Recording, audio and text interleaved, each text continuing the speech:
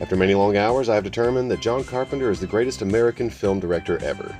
When you factor in the quality divided by the quantity times the square root of the creepy cool, John Carpenter wins. Plus, he does tours playing synthesizer music to people a third of his age. He is the Rolling Stones of filmmaking. But I digress. Assault on Precinct 13 was his first big-budget movie, and it goes like this. There are these gruff-looking characters that are walking home late at night when they're gunned down by the cops. That doesn't sit too well with this merry bunch of assholes, so they swear a blood oath to murder, death, kill anybody that they find in Los Angeles County with their silenced firearms and what have you. Meanwhile, on the other side of town, chipper-old Lieutenant Bishop begins his day by being assigned to babysit a decommissioned police station in the 13th District. Neat!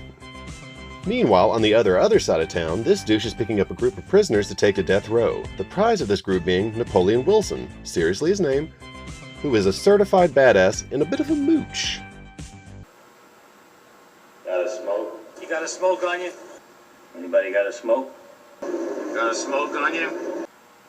Anybody got a smoke? On the way to death row, this guy gets sick and the bus has to make an emergency stop to, you guessed it, Precinct 13.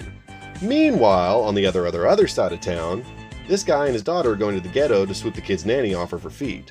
Papa has to stop and call the nanny for directions, just as the gangs of LA decide to off an ice cream man and his patrons. Papa loses it and steals the ice cream man's gun and goes off for sweet revenge. Get him, Papa!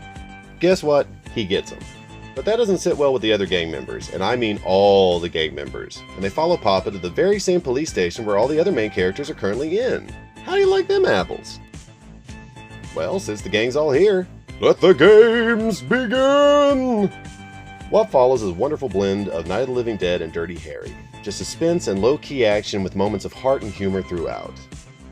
It's a wonderful play to put your main characters in a setting that would be normally the safest place on Earth and turn it into a slaying field. The main characters have one gun apiece, and unfortunately for them, unlike other action movies, no one entered the infinite ammo cheat. And by the panic on their faces, I'm guessing that they can't pick up enemy weapons. The struggle was real in the 70s. John Carpenter openly admits that Rio Bravo was the inspiration for this movie, and it shows, but like so many of his other movies, he seems to take the Western feel and bend it to a warped modern setting. Now, while I've been watching John Carpenter movies for years, I haven't watched this one until recently, and it's quickly become one of my favorite of his movies.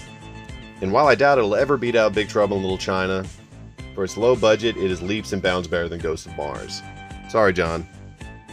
Now, this movie got a reboot about 10 years ago, and like so many other reboots, it's completely unnecessary. It got a bigger budget and Lawrence Fishburne, but that's about it. So if you want to watch the good version, make sure you look up John Carpenter and not Cowboy Curtis. Shit! Shit! Shit!